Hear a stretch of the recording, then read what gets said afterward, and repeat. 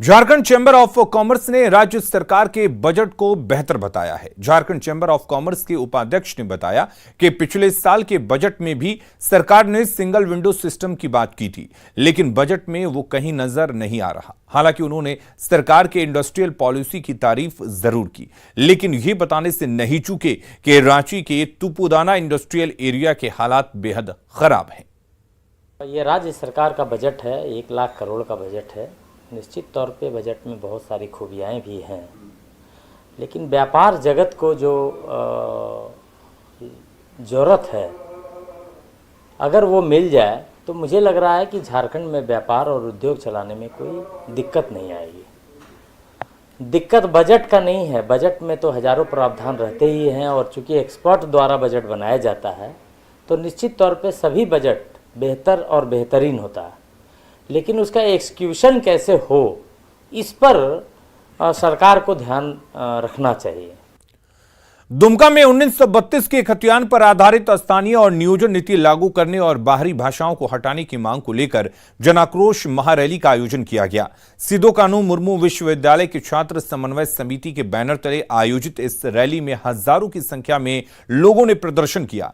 जनाक्रोश महारैली में आदिवासी छात्रों ने जमकर नारे लगाए। 1932 के खतियान पर आधारित स्थानीय और नियोजन नीति की मांग कर रहे कई छात्रों ने अपने सिर पर 1932 लिखा बाल का डिजाइन करवाया। रैली प्रदर्शन कर रहे लोगों ने सरकार को चेतावनी दी है कि जल्द मांग पूरी नहीं होने पर विधानसभा का घेराव करेंगे। प्रदर्शनकारियों ने सरकार पर वादाखिलाफी का आरोप लगाया। से जो आए हुए हैं नौजवानों को नौकरी देने का काम करें, अन्यथा ये आप जो चिराग दे रहे हैं आज ये चिंगारी जल चुकी है। सरकार समझ जाए, सुधर जाए और 1932 खतियान को लागू करें, अन्यथा यहाँ सिदो कानू के धरती से फूल का आगाज छात्र के नेतृत्व में हो चुका है और इसको राज्य सरकार इसको रोकने में नाकामयाब होगा। वो चेतावनी देना चाहते हैं, आप अभी जगो, अब जगो। यहाँ के आदिवासी मूलवासी जग चुके हैं। अगर 1932 खतियान स्थानीय नीति और नियोजन नीति नहीं लाती है तो यहाँ पर आने वाले दिनों में उससे बड़ा हुला आप सबको को देखना पड़ेगा और यहाँ पर आर्थिक नाकेबंदी भी की जाएगी।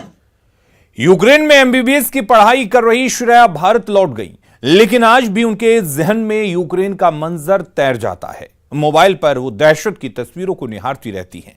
रांची की श्रेया यूक्रेन में रहकर एमबीबीएस की पढ़ाई कर रही थी, लेकिन इसी बीच रूस और यूक्रेन के बीच युद्ध छिड़ गया। किसी तरह वो अपने दोस्तों के साथ पहले दिल्ली और फिर रांची पहुंची। श्रेया अपने घर सुरक्षित लौट आई हैं, लेकिन अपनी पढ़ाई बीच में ही छोड़ने का मलाल जरूर है।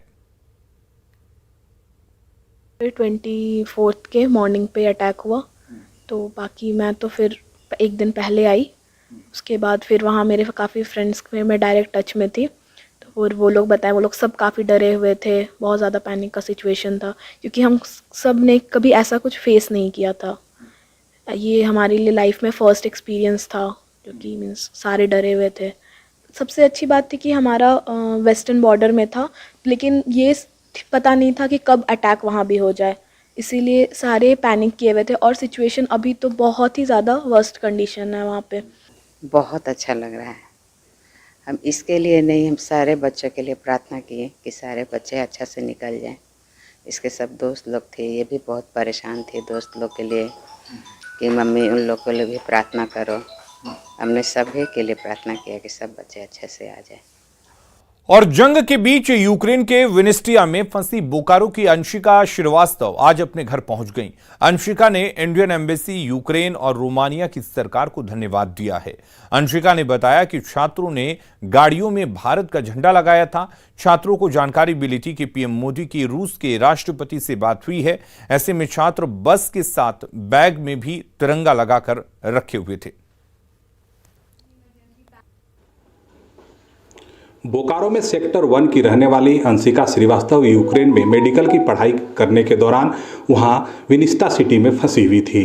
अब वह घर लौट चुकी है और अपने माता पिता के साथ समय बिता रही है। ये आज ही बोकारो पहुंची है और अपने माता पिता के साथ यहाँ है। हम सबसे पहले अंशिका से बात करते। एक चीज़ बताओ, कैसा महसूस कर रही हो आज आने के बाद? वापस आने के बाद बहुत ज़्यादा सेटिस्फेक्शन हो रहा है, सुकून मिल रहा है। घर वाले भी बहुत खुश हैं, तो काफ़ी खुशी मिल रही है। कब तुम वहाँ से चली? मैं 27th को चली थी वहाँ से और 2-3 दिन लगे रास्ते में, क्योंकि वाया रोमानिया हम आए हैं यहाँ पे, इसलिए। फ्लैग लगाने का बात आ रहा है कि फ्लैग लगाया, क्या सोचकर फ्लैग लगा रही थी तुम लोग कि भारत का एक मजबूत है, एक इरादा भी मजबूत हो रहा था? हाँ, एक्चुअली हमारे अंदर एक तो देश वापसी आने की वो थी, मंशा थी, और दूसरी बात कि हमें ये बताया गया था कि रशियन मतलब गवर्नमेंट से बात हुई है हमारे गवर्नमेंट की कि हमारे स्टूडेंट्स को वो कुछ भी नहीं करेंगे। तो ये भी एक मोटो था फ्लैग लगाने का कि हम सेफली, अगर रास्ते में कोई रोकता है हमें तो हमें कोई प्रॉब्लम ना हो। इस वजह से हम लोग अपने बसेस में और अपने बैग्स में हमने इंडियन फ्लैग लगाया हुआ था। फ्री में सिम प्रोवाइड किया, खाने पीने की व्यवस्था, ब्लैंकेट, सब कुछ, हर एक चीज़ की व्यवस्था की गई। तुम लोग वहाँ से कब से फिर फ्लाइट कई तारीख को वहाँ से पकड़े? ऑलमोस्ट 2 दिन हम लोग थे वहाँ पे रोमानिया में, लाइक 1 नाइट और 1 डे वहाँ पे स्टे किया। हमें शेल्टर में रखा गया था। वहाँ शेल्टर में खाने पीने से लेके हर चीज़ की अरेंजमेंट थी। उसके बाद एक दिन सुबह एम्बेसी वाले आए, उन्होंने बस अरेंज की थी। उन्होंने कहा कि फ़्लाइट्स अवेलेबल है, फिर हमें एयरपोर्ट लेके जाया गया और फिर वहाँ से हमने एयर इंडिया की फ़्लाइट ली। नहीं, हम भी नहीं, मतलब सारे गार्जियन बहुत घबराए हुए थे। हम तो सबकी फीलिंग समझ सकते हैं ना, जिस तरह मेरे साथ था सबके साथ होगा। बस यही है कि बेटी आ गई, बहुत खुशी है।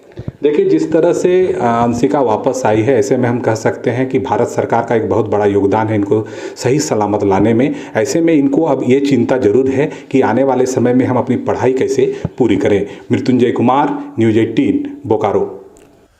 रुक करेंगे इस वक्त एक बड़ी खबर की रांची